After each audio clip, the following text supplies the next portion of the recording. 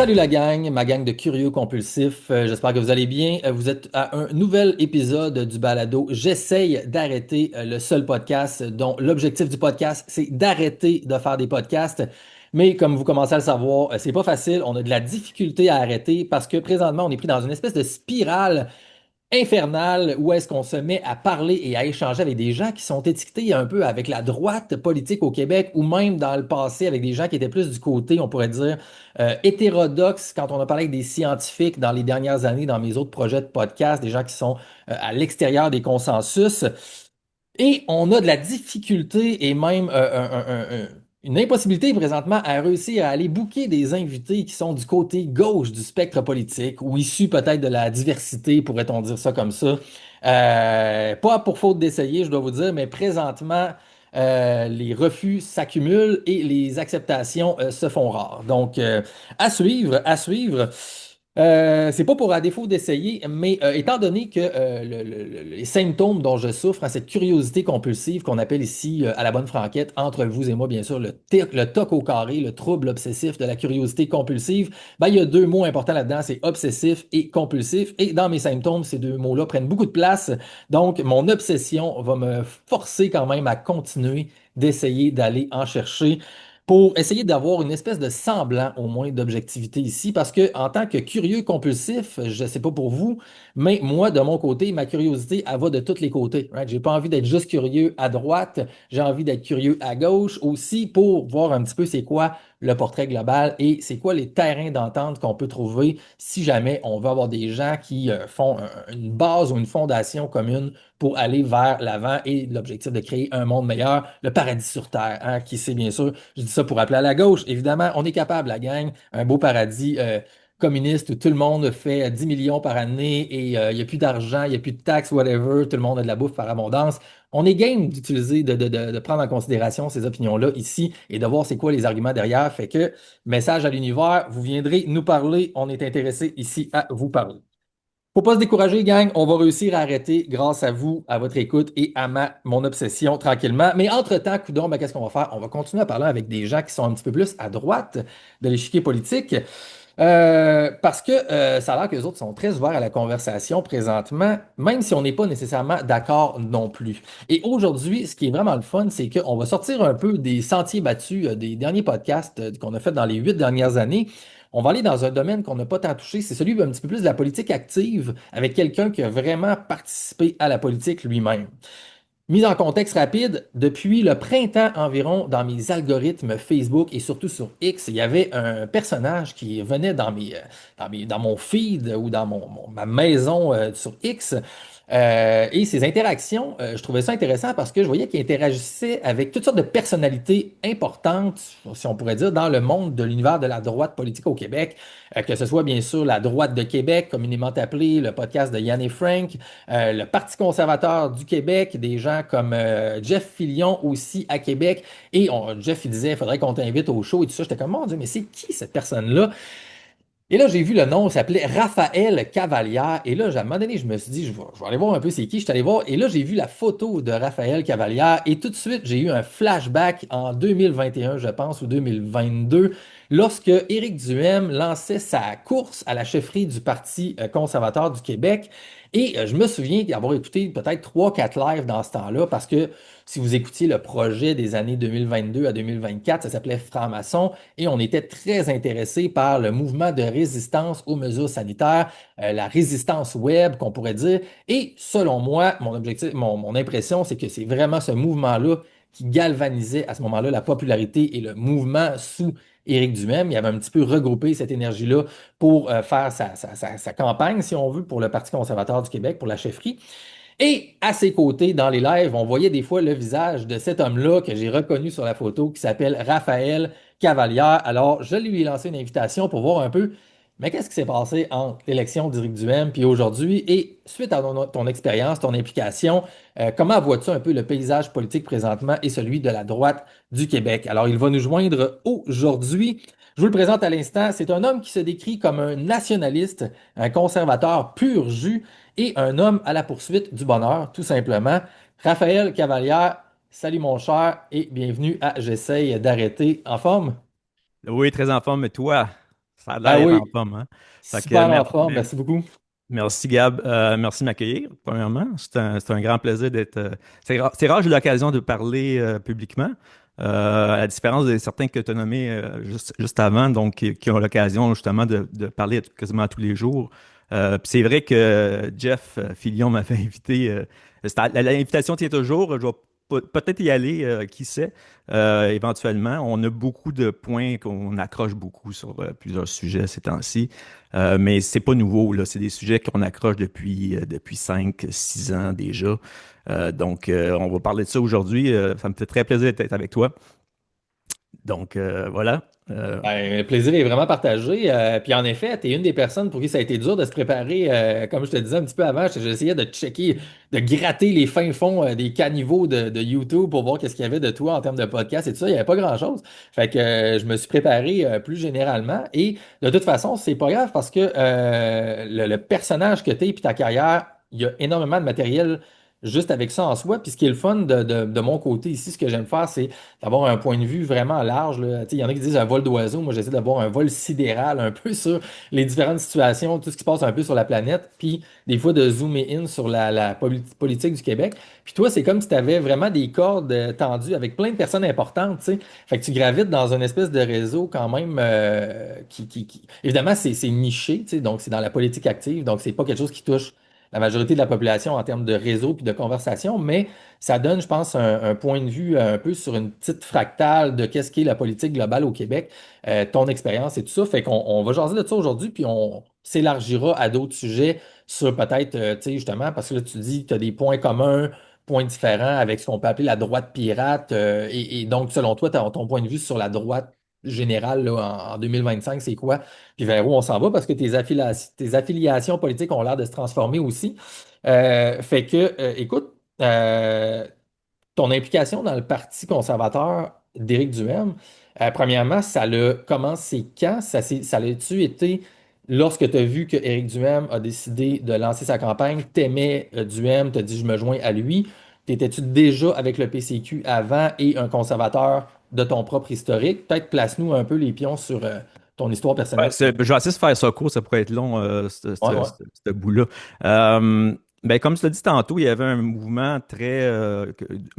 Éric a quand même eu un certain succès à aller amalgamer un peu tous les mouvements de résistance qu'il y a eu dans le temps de la pandémie.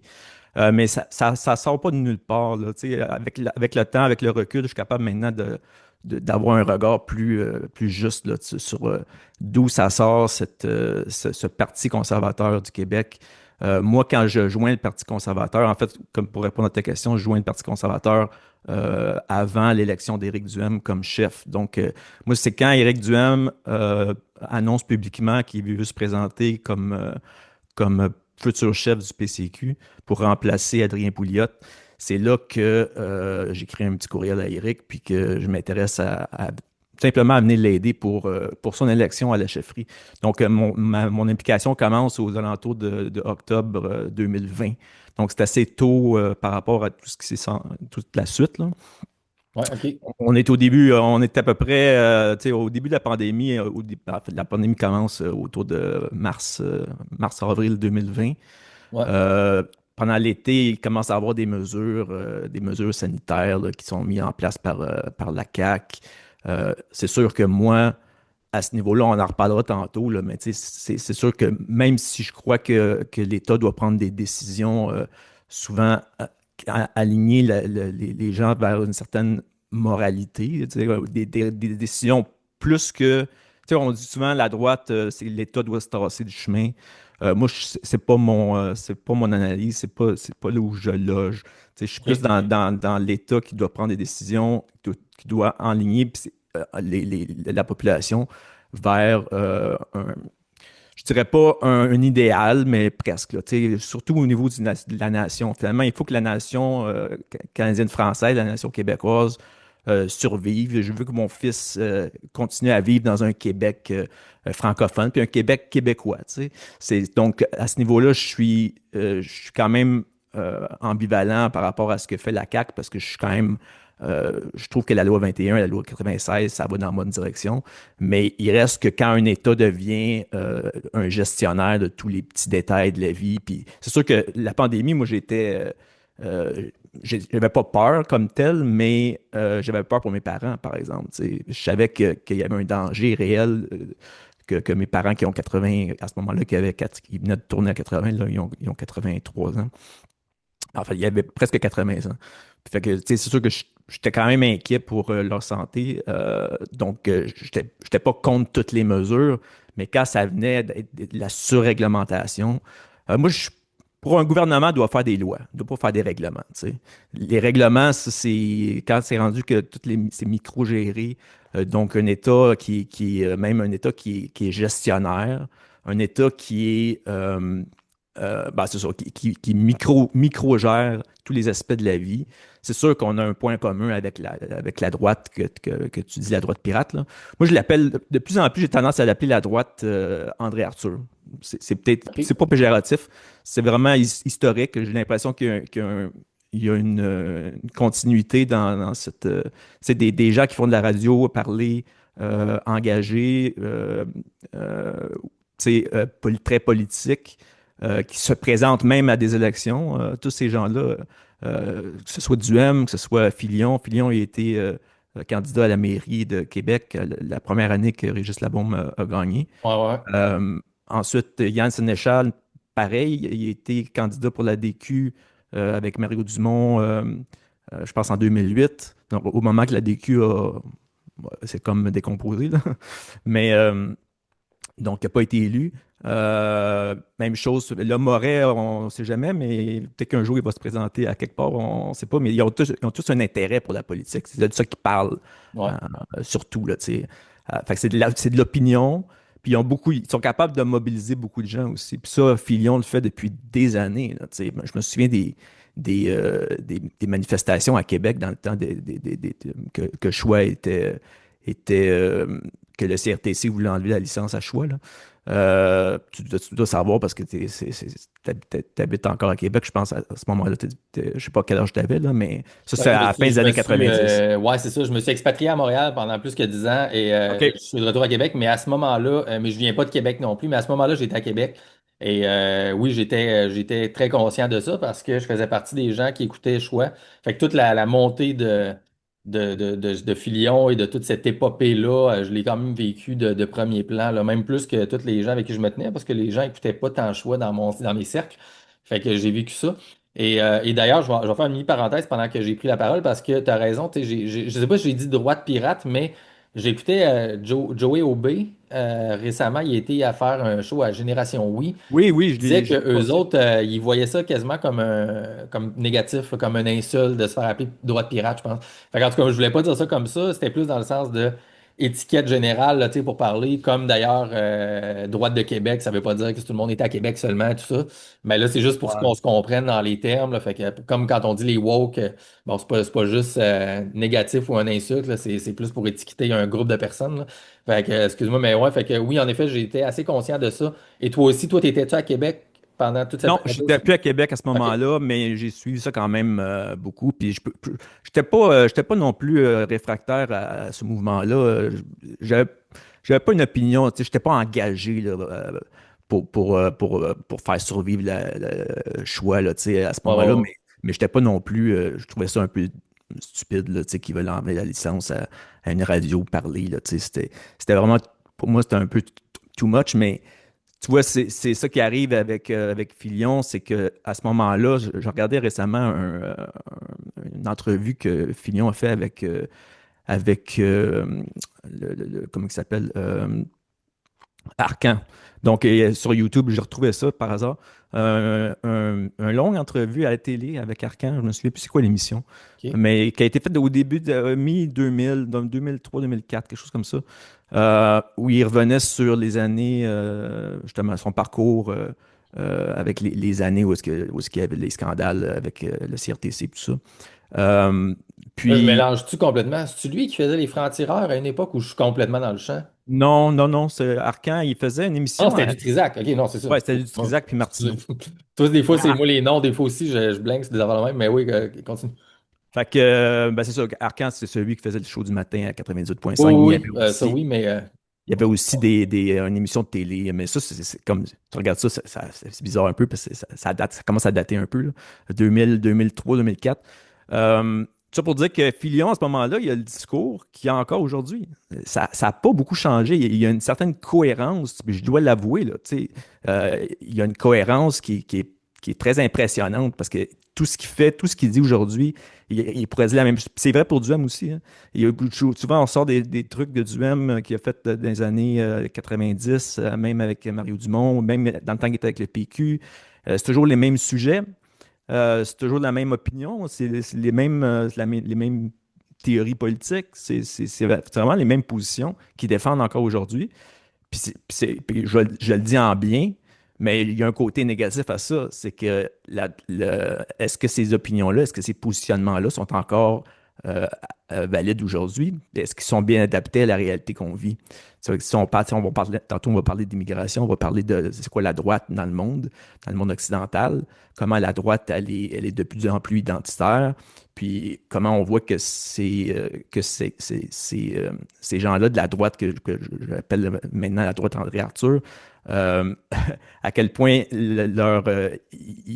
leur positionnement ignore un peu ce qui se passe ailleurs dans le monde en termes de droite, ce qu'on appelle la droite, disons, pas réactionnaire, parce que c'est plus vraiment réactionnaire, mais c'est vraiment des nouveaux sujets.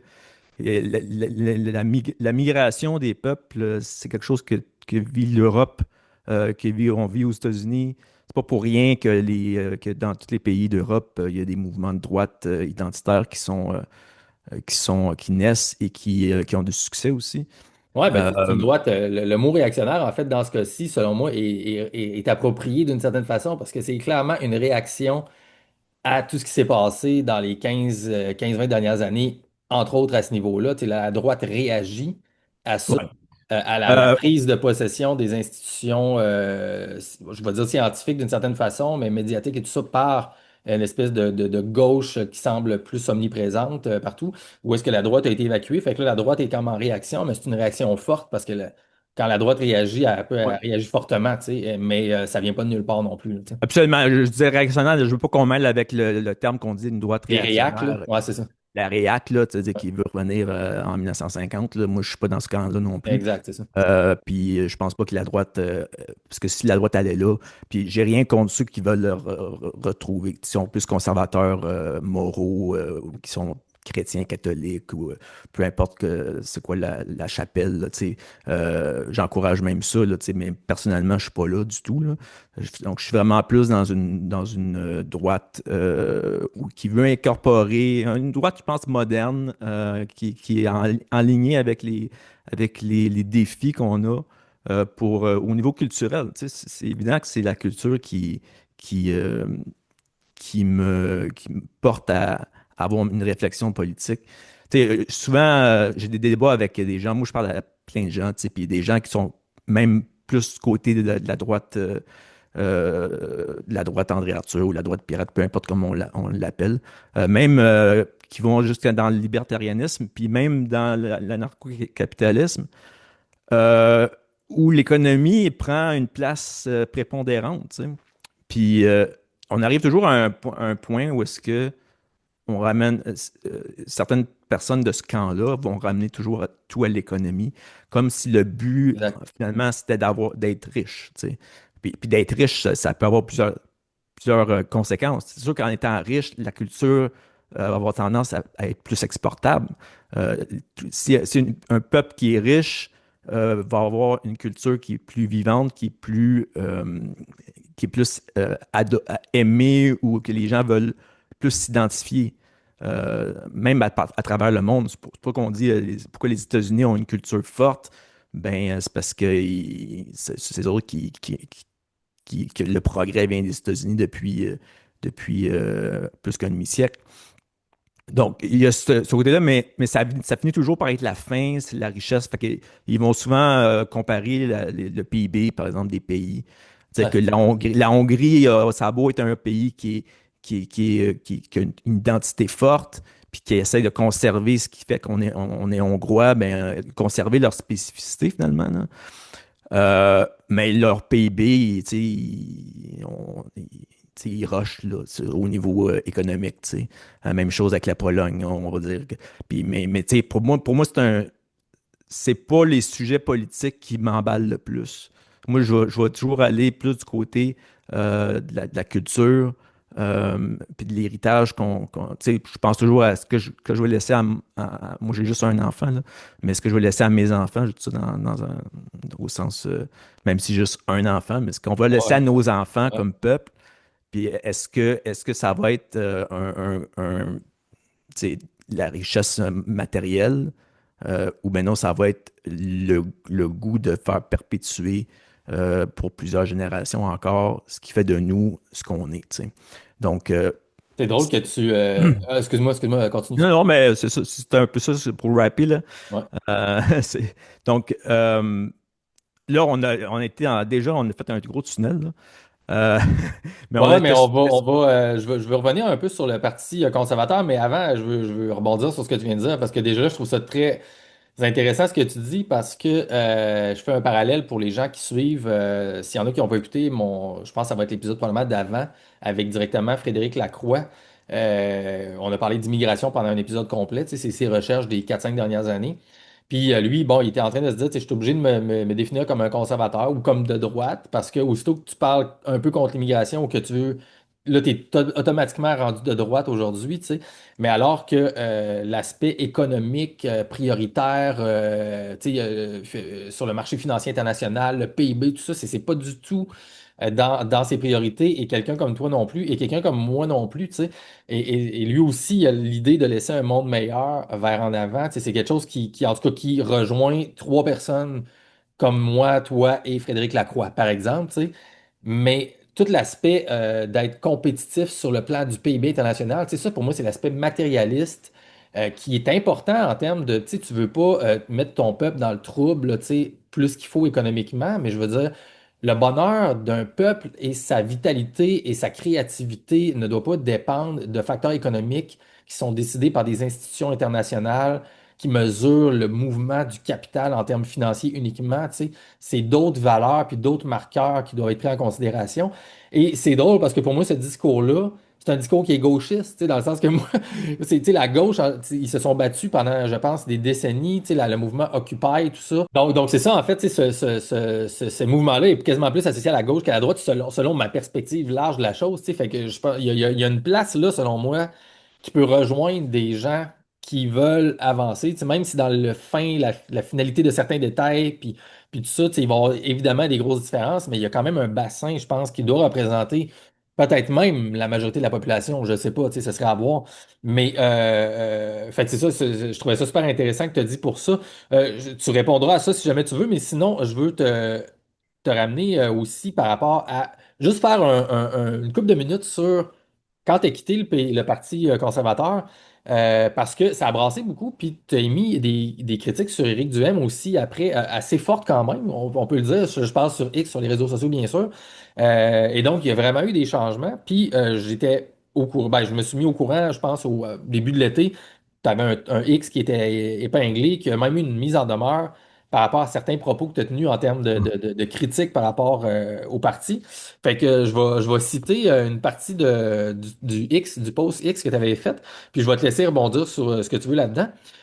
J'ouvre les guillemets, c'est toi qui parles. Tu dis, depuis mon départ du parti, le Parti conservateur, bien sûr, je n'ai jamais attaqué le PCQ comme organisation. Tous mes commentaires publics concernent exclusivement le comportement, les idées et les revirements d'Éric Duhaime en tant que chef politique et candidat. Mes propos relèvent du débat démocratique tout à fait légitime dans le contexte d'une campagne électorale. L'entente que j'ai signée ne mentionne ni le nom d'Éric Duhaime ni la fonction de chef. Elle encadre uniquement certaines obligations administratives à l'écart du parti. Fermez les guillemets. Fait que tu as été mise en demeure finalement par le Parti conservateur. Euh, Qu'est-ce qui s'est passé avec ça? Qu'est-ce qui t'a amené à émettre ces critiques? Ce serait ma question générale, à moins peut-être qu'il y avait d'autres choses que tu voulais dire avant sur ce que je disais, mais je te laisse aller avec ça. Ben, tu sais, si je fais, si on fait un peu disons, la chronologie des événements, moi, ce qui m'amène au PCQ, parce j'en ai glissé un mot tantôt, mais Ouais. ce qui m'amène au PCQ, évidemment, dans le contexte de la crise sanitaire, bon, je trouve que la CAQ en fait trop. Je suis pas d'accord avec la micro-gestion des. Puis là, il arrive toute cette idée bon, qu'Éric Duhem se présente à la chefferie. Moi, je vais l'aider parce que j'ai bon, j'ai un intérêt évidemment pour la chose politique, mais j'ai aussi plusieurs cordes à mon arc en termes techniques, en termes de gestion. Tu sais, j'ai géré plusieurs équipes dans le passé en informatique. Là, on n'a pas parlé de mon parcours, là, mais Ouais. on va peut-être y revenir à la fin. On va faire les jours dans le désordre, là. Ah ouais, c'est ça. Mais en gros, c'est ça. J'ai une capacité à pouvoir prendre en main certaines choses, organiser un peu le parti, parce qu'à ce moment-là, tu sais, c'est pas que c'est complètement désorganisé, mais il manque de gens pour faire pour justement mettre les choses en place, ne serait-ce que pour pouvoir faire du financement, avoir des associations de comptes et tout ce qui est vraiment la poutine, l'organisation au jour le jour, là, tu sais. Donc, de plus en plus, bon, je prends plus de place de cette façon-là, mais c'est vraiment quand Éric Duhem est élu comme chef, puis que là, je commence à discuter avec les gens qui entourent Éric à ce moment-là, que là, en fait, je pense pas que j'ai voulu vraiment être directeur du parti, là. Bon, au départ, là, j'étais supposé d'être peut-être candidat, tu sais, il y avait une question de m'impliquer vraiment comme politicien, là, tu sais, faire de la politique active et non pas être dans les coulisses, là, tu sais. Puis tantôt, on se demandait pourquoi j'avais pas fait beaucoup d'apparitions publiques. C'est beaucoup à cause de ça, tu sais. Puis après mon départ, même chose, je suis resté un peu dans l'ombre. Puis on m'a comme... ça, c'est une caractéristique, je pense, dans tous les partis, mais c'est pas vrai que quand tu travailles à l'intérieur d'un parti, en général, t'as pas beaucoup de paroles publiques, là. On veut Ah pas ouais. trop que tu dis, parce que tout ce que tu dis peut être finalement repris puis être associé au parti. Donc, j'étais un peu, je peux dire que j'étais censuré, là, d'une certaine façon. Tu sais. J'étais pas libre de dire ce que je voulais. Puis le moins j'en disais, le mieux c'était. Tu sais. Fait que ça, c'est quelque chose que je veux plus faire d'ailleurs, là. Ça, c'est quelque chose Moi, qu'il faut que tu acceptes aussi ou pas. Tu sais, il y a une partie de responsabilité, j'imagine, là-dedans. Là. Tu sais, on te ouais, présente, j'imagine, ben écoute, si tu prends ce poste-là, tu peux pas parler publiquement. Tu sais, il faut que tu te dises, je exactement. le fais-tu ou je le fais pas. Si tu le fais, ben, tu dis, all right, je vais fermer ma gueule. Tu sais, puis C'est ça, ça. c'est un Mais contrat ça avec m'a pas toi-même à faire. empêché, ça m'a pas empêché de parler à l'interne. Tu sais, j'ai parlé Ouais. beaucoup parce que moi, j'ai jamais changé disons, mes valeurs ont toujours été les mêmes. J'ai toujours défendu un nationalisme très profond. Tu sais. J'ai toujours voulu j'ai toujours voulu un parti bleu qui soit au gouvernement du Québec. Tu sais, on n'a pas parlé tantôt, mais j'ai été un militant du PQ quand j'étais plus jeune. Moi, je suis un enfant du référendum, là, tu sais. Moi, j'ai pas pu voter en 95. J'avais 17 ans et genre 6 mois, là. J'avais 17 ans et Et demi, mais j'étais dedans, là. Tu sais, j'étais vraiment... moi, je rêvais au pays, puis... tu de sais, par comme ta famille ou plus l'école ou amis ou. ben écoute, je vais refaire une parenthèse là-dessus, OK? Ah ouais. Fait que moi, tu me dis Raphaël Cavalière, mais en fait, c'est Raphaël Cavalieri. Oh, Mon père excuse-moi. est italien, OK, donc c'est OK. correct qu'il y a beaucoup de monde qui font l'erreur. Puis, Ah, parce que j'étais et comme, il n'y donc, a pas d'accent grave. Mais je veux dire, ah, c'est peut-être juste pour être international. Ça doit être cavalière, mais c'est cavaliere. OK. Cavalieri. Fait que c'est italien du Sud. Mon père il est immigrant lui-même, donc il est arrivé au Québec dans les années 50, fin des années 50. Donc, tu es Euh, un Québécois de deuxième génération. De deuxième génération. exactement. Ça veut Ben, dire ça, que ma mère est canadienne-française.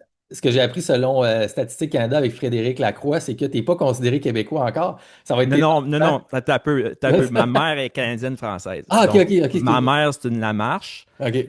Mais en fait, non, parce que c'est une Burton, en fait. Fait que moi, je suis vraiment un amalgame, là. Fait que Bon, ouais, OK. j'ai un 25% d'anglais. Donc, mon grand-père maternel, c'est un Burton, des îles Jersey, hein. Donc, Ouais. super beau coin de pays. J'ai un 25% justement canadien-français, donc qui est arrivé, c'est un barito, dit Lamarche, qui est arrivé dans les années 1600. au Québec. Il venait évidemment de Normandie, comme beaucoup de premiers Canadiens. Puis du côté de mon père, ben, c'est 100% italien, italien du Sud. Euh, donc, sauf que là, tu dis cavalière, puis honnêtement, j'aimais ça qu'on m'appelle cavalière quand j'étais jeune. OK. Euh, parce que pas que j'avais honte, mais je savais que je sentais que je n'étais pas normal, que je n'étais pas comme les autres. Tu sais. Évidemment, le Québec a changé beaucoup. Moi, quand je suis jeune, bon, j'ai 47 ans là, en ce moment, donc j'ai quand même, je suis pas très vieux, mais j'ai quand même vécu dans un Québec qui était un peu différent de ce que c'est aujourd'hui, surtout au niveau de l'école. Puis Oh, oui, j'ai, clairement, clairement, là, tu sais, même ouais, j'ai quasiment 10 ans de moins que toi, là, tu sais, mais on n'est plus dans le même monde, là. ouais, puis même toi, là, à 35 ans, t'as 30. 40, 40. T'as 40, OK. Ouais. C'est sûr. Ben, même il y a 10 ans, c'était pas pareil, là. Non, non, c'est ça. Donc, on a des classes à Montréal, là, que c'est 100% première ou deuxième génération d'immigrants, là. La différence, c'est que mon père, évidemment, la famille de mon père, ils ont été s'établir dans Montréal-Est. Puis pas la ville de Montréal-Est, plus dans l'Est de Montréal, dans le coin du parc olympique, là, tu sais. Ouais. Puis il a été à l'école, ses premiers amis, c'était des petits francophones, des petits Québécois, là, tu sais, des Canadiens français qu'on appelait dans ce temps-là, tu sais. Euh, puis mon père, il s'est très vite assimilé à cette culture très québécoise. Ses héros, c'est Maurice Richard, Jean Béliveau, il joue au hockey, tu sais. Il a appris à sacrer, là, tu sais, comme tous les petits Québécois. Puis c'est ça la grosse différence. Tu sais, même si c'est pas loin de Saint-Léonard, ville d'Anjou, où il y avait plus d'Italiens, ben mon père, il était comme il était plus dans. Pour lui, c'était. Moi, quand j'étais jeune, là, mon père, c'était un Québécois, là, tu sais. Même si je sais que qu'il vient d'Italie, mais tout ça pour dire que Cavalière, c'était être comme tout le monde, c'était être un vrai Canadien français. Fait que j'avais une genre de fierté d'être Canadien français quand même, parce que évidemment, l'enracinement, c'est ça. On est sur un territoire, on veut être comme les autres, on veut faire partie d'une grande famille, tu sais. C'est drôle Fait que que tu c'est dises ça parce qu'aujourd'hui, j'ai l'impression des fois que c'est l'inverse, tu sais, pour les nouveaux arrivants, tout ça, c'est qu'ils ont le désir est de se séparer de cette union-là et cette unité-là, tu sais, pour différentes factions. Je te demanderais, question un peu random, mais tu m'as amené là mentalement avec ton histoire que je trouve super intéressante, en fait. Est-ce que tu sentais, quand tu étais jeune, cette idée-là de te faire que Cavalière fitait mieux? Est-ce que tu as senti que tu as vécu peut-être genre du racisme ou de la xénophobie par rapport à ton origine un peu italienne? ben, c'est sûr que les gens riaient un Pas à peu. part, mettons, les Canadiens français, là. Tu sais, mettons les Purlaines, et tu te faisais Ouais. dessus, genre, tu sais? Ouais, non, ouais, ça arrive, c'est arrivé. C'est arrivé que les gens disaient, tu sais, comme, ah, elle veut faire un peu comme, tu veux faire semblant d'être quelqu'un de plus important parce que t'as pas mis d'accent sur ton nom. Ou même mon prénom aussi, c'est deux F, là, mais tu sais, Ouais. c'est l'écriture italienne. En fait, ça aurait dû être Raffaele. Si ça avait été, si j'étais italien, si j'étais en Italie, ça serait Raffaele avec deux F, L-E, E-L-E. Là, évidemment, ma mère a fait que ben là, tout le monde va On va penser que c'est enlever une le E. fille. Fait que, Ouais, on va enlever le E, mais on va garder ouais. quand même l'orthographe avec deux F. Donc, ça arrivait là, tu sais, les gens ils trouvaient bon, je peux être. Mais tu sais, je dirais pas que c'était du racisme, là. C'était juste plus comme de la curiosité ou Ouais. le sentiment que c'est pas normal, tu sais. Du Mais, gauchage, du mais, gossage de jeunesse, puis tout ça, là, mais mais c'est pas pour c'est intéressant ça, en pareil, tu sais. passant, c'est pas pour ça que je voulais être comme québécois. C'est parce que c'est pas pour ça que je voulais cacher mon origine à moitié italienne. Puis j'ai toujours été très fier d'être italien à moitié. J'ai été voyager plusieurs fois en Italie, puis c'est magnifique l'Italie, tu sais. Puis c'est aussi une culture pour moi, c'est aussi les racines on a tendance à penser que la France et plus nos racines viennent de France. Mais au niveau du monde occidental, l'Italie, c'est quand même un socle là, tu sais, du monde occidental. Donc, la civilisation occidentale, elle est basée beaucoup sur deux choses, en gros. D'après moi, c'est le droit romain. Donc, le droit romain d'après le 12e siècle. Puis, la philosophie grecque. En fait, c'est la rencontre de la philosophie grecque et du christianisme qui se passe à Rome avec la naissance du droit romain. Donc, le droit qui va qui est appuyé sur une morale qui est transcendante, tu sais. Donc, c'est pour moi, être italien puis devenir de cette, d'avoir ces racines-là, ça a toujours une certaine fierté avec ça. Mais en même temps, je suis au Québec, puis je veux être comme mes amis qui sont québécois, puis canadiens français, puis je veux être comme tout le monde, tu sais. Puis je veux faire partie de la gang, tu sais. Fait que, mais ceci dit, j'ai quand même assez tôt eu un intérêt pour ça, justement. Savoir qui suis-je, c'est quoi mes origines, euh, d'où je viens, tu sais. Puis, puis évidemment, j'ai toujours été conscient, peut-être parce que justement, mon père est italien, j'ai eu cette réflexion-là très tôt, quand j'étais jeune. Mais ça m'a poussé aussi à regarder du côté de ma mère, tu sais. Fait que j'ai fait des études. Mon grand-père, en fait, ma grand-mère, qui est puis mon arrière-grand-père, il y avait le nom de la rue à la prairie, il s'appelait La Marche, donc le nom de la rue était au nom de la famille. Fait que j'étais curieux de savoir pourquoi. C'est comment ça se fait qu'il y avait le nom de la rue sur la rue que ma grand-mère habitait, ben c'était son nom, tu sais. Fait que là, j'ai appris que tout le patelin, là, c'était toutes des terres qui étaient à mon arrière-grand-père, puis qu'il a séparé entre ses enfants plus tard, où il en a vendu une partie. Fait que là, j'étais très intéressé à faire des recherches. C'est qui ces ancêtres-là? Puis, tu sais, comme, il y a du monde qui n'ont pas d'intérêt pour ça, l'arbre généalogique, tout ça. Moi, j'ai eu un intérêt très jeune, là, tu sais, j'avais 13 14 ans, là, puis même avant ça. Puis, j'allais chez ma grand-mère, j'allais peinturer la clôture chez ma grand-mère, puis je regardais dans ses archives, puis dans ses albums de photos. J'étais très intéressé à savoir c'était qui mes ancêtres canadiens-français, parce que justement, ça faisait le pont entre c'est quoi l'enracinement. J'avais juste une curiosité, mais Ouais, ouais. j'ai l'impression que c'est pas tout le monde qui est comme ça. Puis des fois, tu sais, il y a des gens qui prennent ça pour acquis aussi. Tu sais, un Tremblay, que sa mère, c'est une Tremblay, puis son père, c'est une Tremblay, mais t'as pas deux familles, deux Tremblay différents, là, mais, ou des Gagnons, puis je sais pas moi, justement, des Tremblay ou des Boudria, ou peu importe les noms très courants au Québec, Ouais. où on pourrait dire des Hamel, des Filion, des Moret, tu sais. On a parlé tantôt de ces gens-là qui sont considérés, qui sont en fait des pure laine, là, comme on dit, on dit plus, mais comme on pourrait dire, donc ils sont 100% Des de souche, des pure d'héritage laine, ouais, c'est ça. de souche. Moi, n'étant pas de souche, j'ai quand même eu un intérêt plus marqué pour l'histoire de mes origines. Mm. Puis je pense que ça m'a marqué ça a marqué tout mon parcours aussi, plus tard, pour essayer de justement vivre mon identité, puis essayer de la faire fitter, là, si je peux prendre de Ouais. l'anglicisme, là, mais de la faire concorder avec la réalité du Québec dans lequel je vis, tu sais. Dans lequel tu as Euh, grandi aussi, tu sais.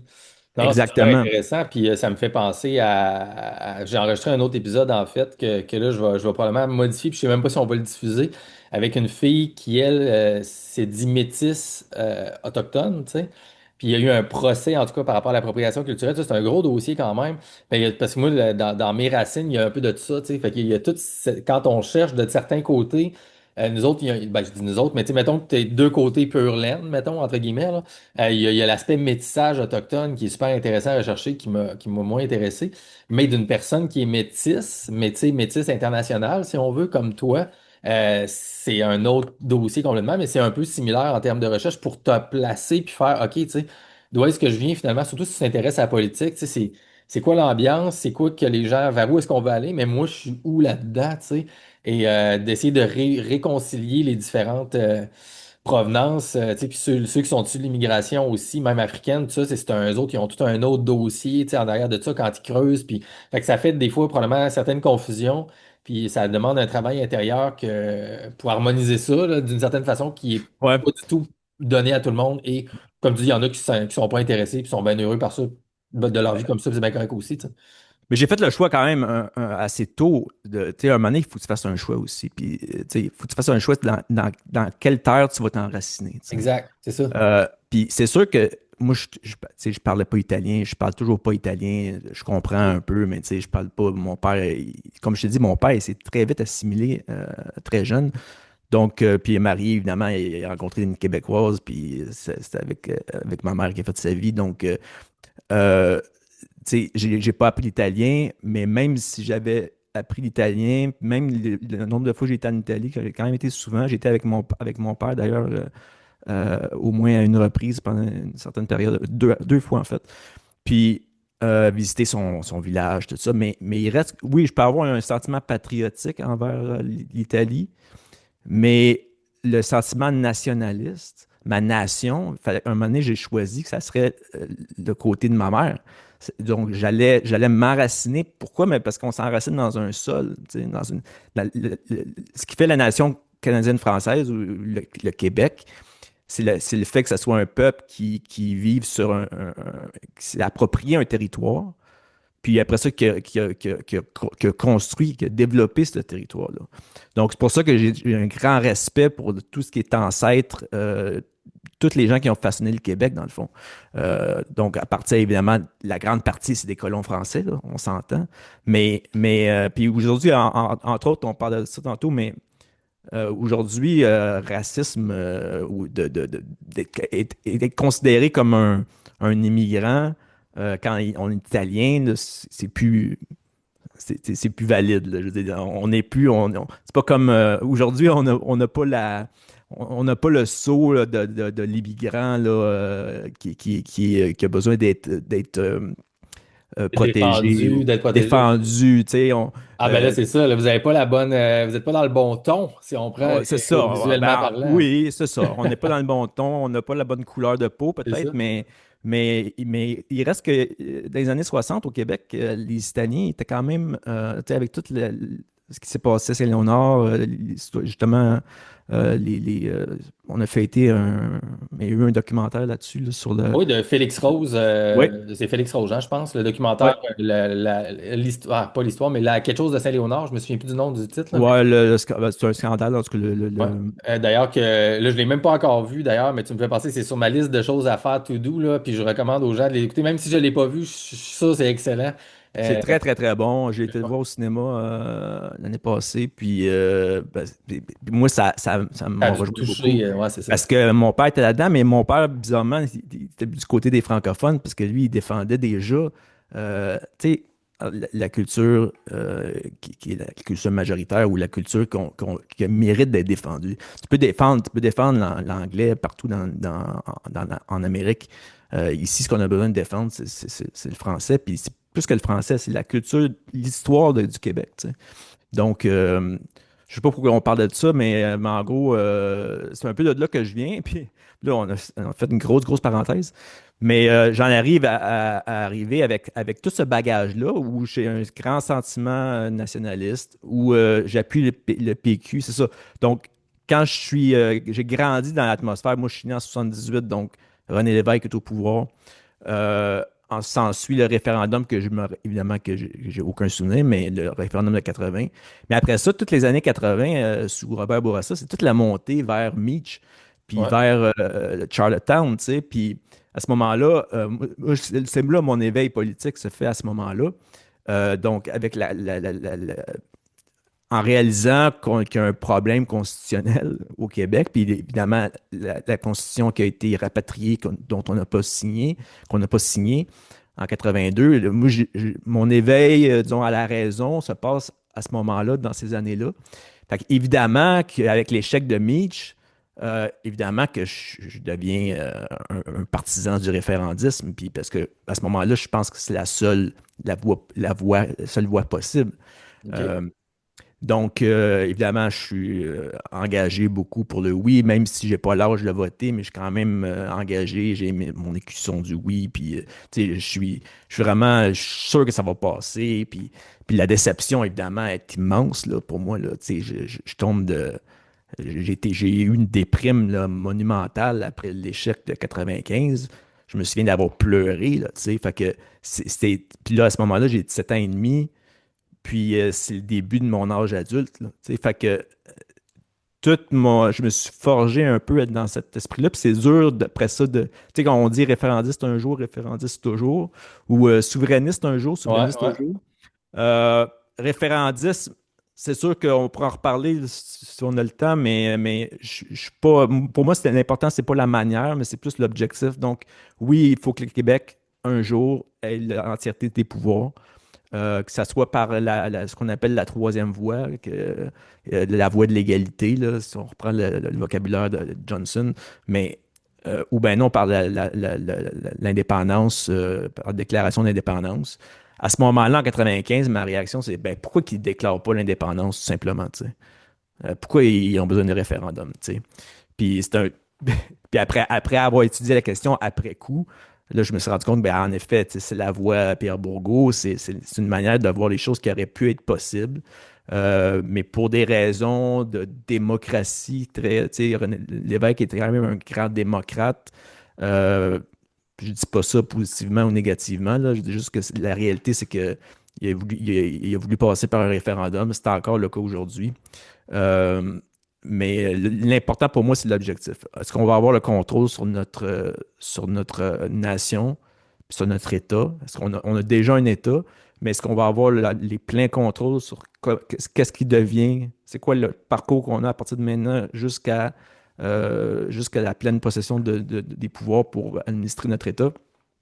C'est ça qui est l'objectif, tu sais. Donc, j'arrive avec tout ce bagage-là au PCQ, puis j'arrive avec un Éric Duhem qui dit quand même qu'il veut faire un virage au PCQ, tu sais. Ben, ça, Donc, j'allais dire, en fait, exactement là, je m'en allais. J'étais comme dans ma tête, là, j'essaie de mettre les pièces ensemble de ton puzzle personnel, là, tu sais, dans ton évolution. Là, j'étais comme, OK, tu sais, référendum, déception, fort instinct nationaliste, t'es pour l'indépendance, clairement, à certains niveaux. Puis, t'as un côté où est-ce que t'as un désir de conservatisme culturel d'une certaine façon. Est-ce que Éric Duhem, le personnage, te faisait résonner comme de quoi que lui, ben il oui, partageait la même fibre nationaliste que toi? ben C'est-tu oui, attiré ben par oui, lui? c'est connu qu'Éric Duhem d'abord était souverainiste en 95. C'est sûr que je connais pas à ce moment-là, je connais pas tous les détails de l'évolution d'Éric Duhem, son passage, entre autres, avec Stockwell Day, les efforts qu'il a fait pour aller avec le réseau Liberté Québec. Donc, mais je sais en tout cas qu'Éric Duhem a été pour le oui en 95. Puis je sais qu'il me parle à moi, là, je parle déjà régulièrement à ce moment-là, là, puis c'est comme, OK, non, la loi 21, même la loi 96, la première fois qu'elle a été annoncée, qu'elle a été dévoilée par Legault, moi j'ai une discussion avec Éric Duhem, puis il me dit, non, moi, j'ai rien à dire contre cette loi-là, c'est bien correct, là, tu sais. C'est après coup que là, il y a une opportunité politique qui se présente, tu sais. Mais sur le coup, tu sais, puis même le programme de 2021, moi, j'en ai écrit. Parce que quand j'arrive au PCQ, oui, tantôt j'ai dit, c'est pas beaucoup pour faire des tâches administratives, des tâches de gestion, tout ça. Mais il y a aussi, moi, mon désir, c'est de faire de la politique, tu sais. Donc, ce qui m'intéresse, c'est le programme. Ce qui m'intéresse, c'est d'avoir dans le programme, d'avoir une direction qui m'apparaît comme la seule qui, pour moi, qui est à la hauteur des aspirations que j'ai en me lançant en politique. Puis c'est peut-être un peu idéaliste, mais en même temps, je vois qu'il y a une opportunité d'enfin réunir les droites, ce qu'on appelle la droite de Lionel Groulx avec la droite plus économique. Donc, de faire, comme on a parlé tantôt, de faire comme partout dans le monde, d'avoir un. tu sais, Évidemment, on ne peut pas aller dans le Rassemblement national au Québec tant que ça, parce qu'on ne peut pas faire des liens, disons, avec le Rassemblement national, parce que c'est mal, ça pourrait être mal reçu médiatiquement, du moins, là. Mais on peut quand même commencer à s'inspirer de ces mouvements-là, puis d'avoir une droite qui est cohérente, tu sais, à tous les niveaux. Ça, Euh, c'était-tu verbalisé même l'idée oh, de faire un rassemblement des droites? C'était-tu quelque chose qui était comme clair ouais, et. Ouais. oh, absolument. C'est ça qui est l'objectif. Moi, je vais en politique pour ça. C'est pour ça que Je je vais veux en dire, politique. je parle par Éric Duhem, tu sais, sa candidature, Oui. c'est lui, était-tu comme, oui, on veut Ben, c'est-à-dire confédérer que les droites?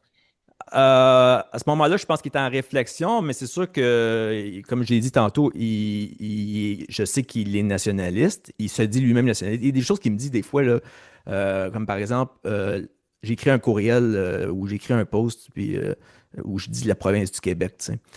Euh, il m'a demandé de changer. Il m'a dit, je dis jamais la province du Québec. Moi, je dis la nation québécoise ou l'État du Québec.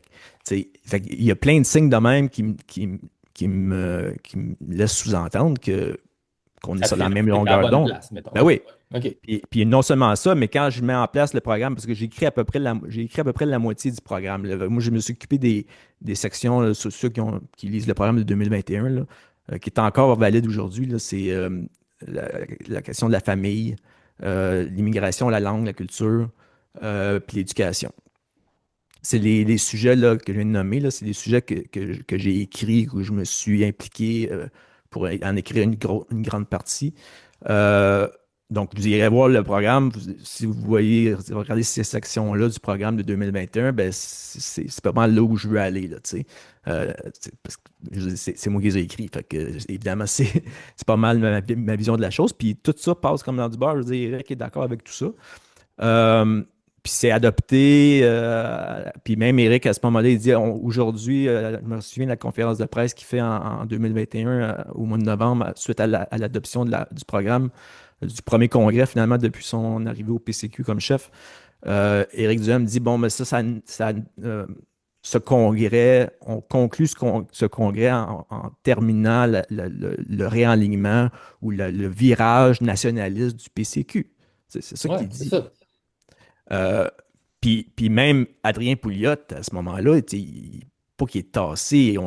Évidemment, on reconnaît ce qu'Adrien Pouliot a fait à travers les dernières années comme chef.